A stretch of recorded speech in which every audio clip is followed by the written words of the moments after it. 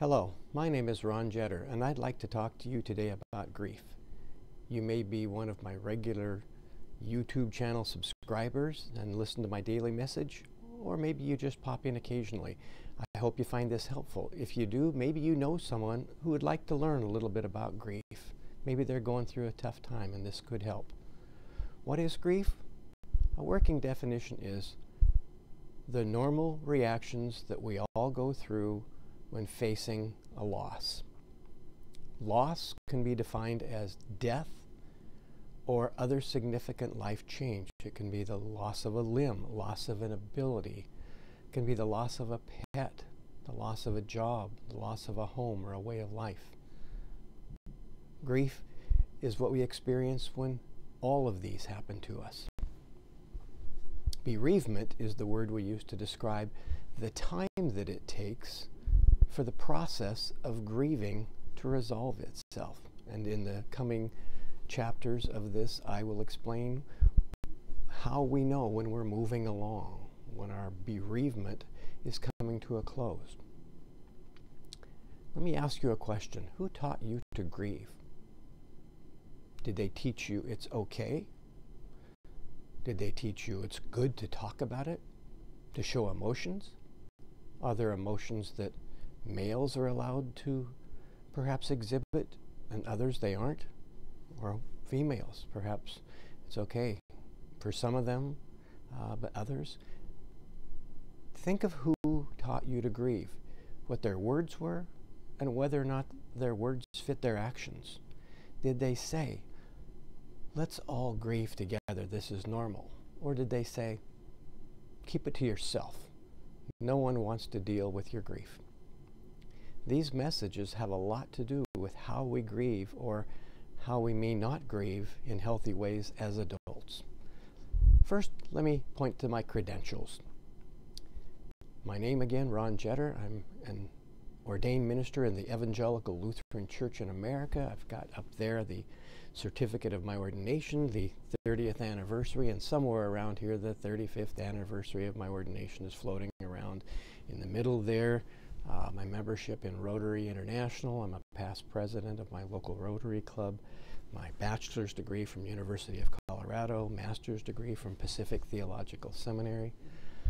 All of that stuff has helped me along the way. 12 years as a hospice chaplain and hospice administrator furthered that. I discovered something, though, when I was a parish pastor. I didn't really do a very good job of helping people grieve, of acknowledging their grief, of all the various duties that fell under the rubric of pastor's job description.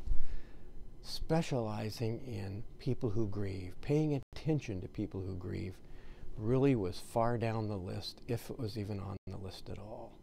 So after hospice, finding myself back in a parish in an interim position, I realized I now have a skill set I can offer. Along the way, I found it necessary to pick up more education. And this perhaps is the one that's most special to me right now.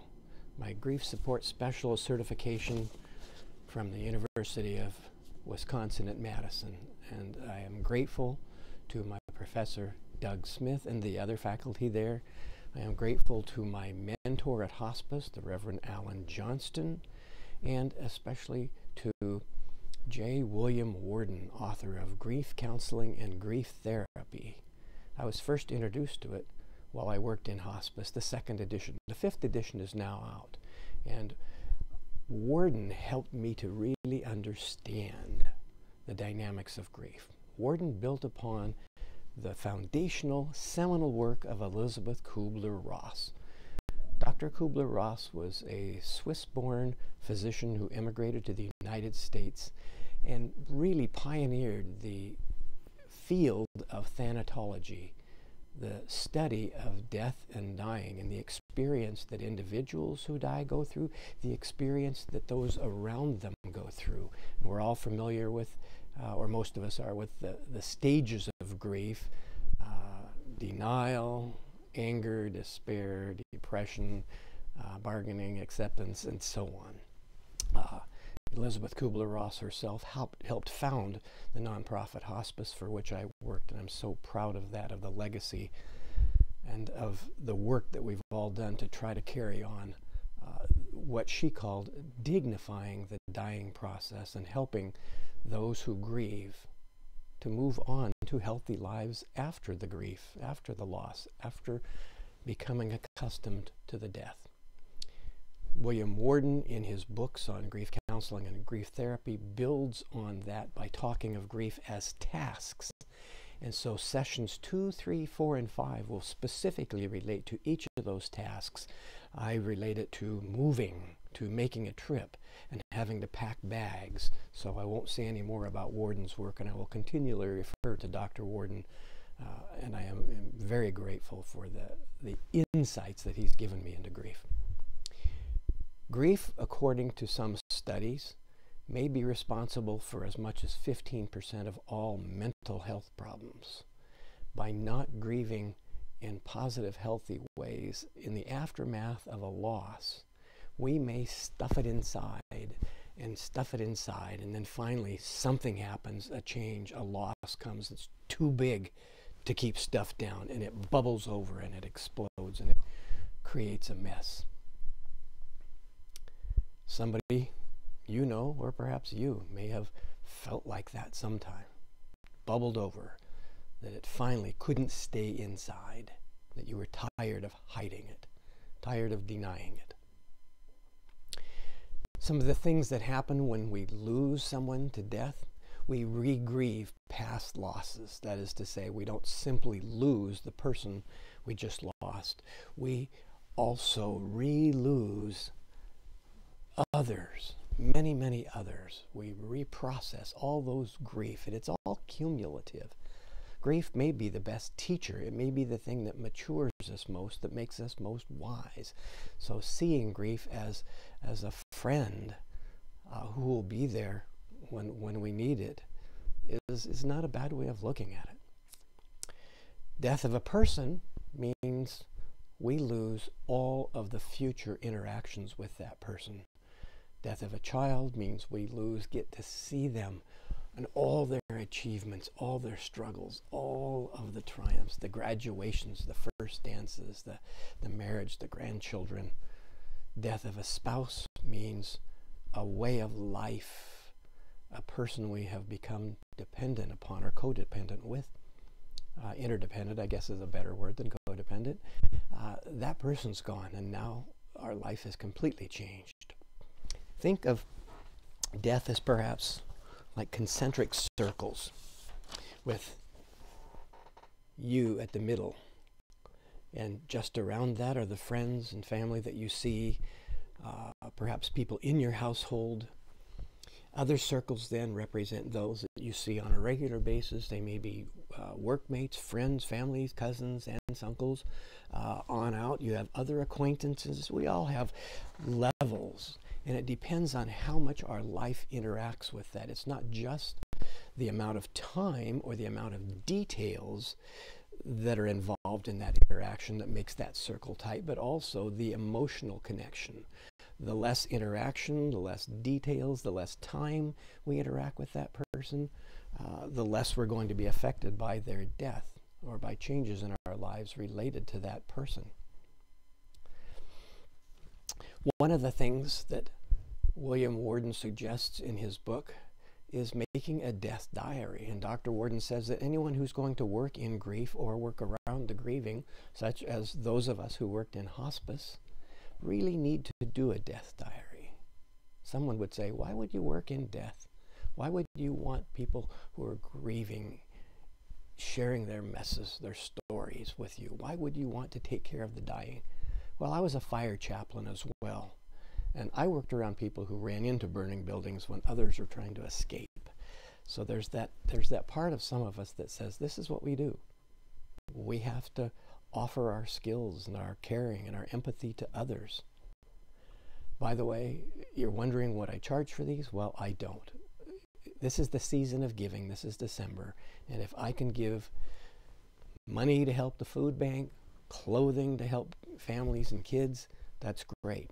And as a Rotarian, I'm very involved in that. But if I can give of my time and my knowledge and my talent to you to help you, then it makes life a little easier for you and for your family. That's all I hope. Death diary. Mine began at the age of 5. Jinx, the cat, he ran away Friday the 13th of July, 1961. Gone. We don't know where. And then 3 years later, Grandma J. A year after that, within a year, Grandma S. So both grandmas within a year. And then the one that really shook me, Lisa. 3 years later, I was 12. She was 8. She died of leukemia. I watched her dying for a full year. She was my next door neighbor. I went to their house after school because my mother worked. So she and her sister were really like family to me. Her death not only shook me to the core because she was in my very close inner circle. I had known her my entire life. But it also violated one of the most basic beliefs that I had, a belief that most of us had, that children don't die. And if Lisa could die, I could die. And I really began to face my own mortality at the age of 12. It was also a time when Robert F. Kennedy was assassinated, Martin Luther King was assassinated. 1968 was a lousy time to have to go through the death of your neighbor as a child. And it taught me a lot. It made me grow up. But I wasn't told that grieving was okay. I was told, you'll get over it. Don't talk about it. Don't cry about it. Or if you do, don't let us know about it. Those are the messages, not necessarily helpful. Maybe that's why my life's quest has always been to understand grief, and in understanding it, maybe help others.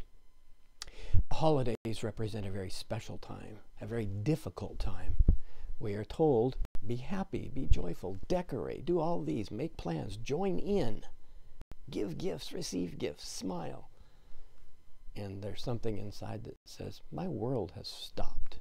I don't have room for Hanukkah, for Christmas, for all the other things that go along. I don't feel like eggnog. I don't feel like eating. I feel like sleeping, like withdrawing.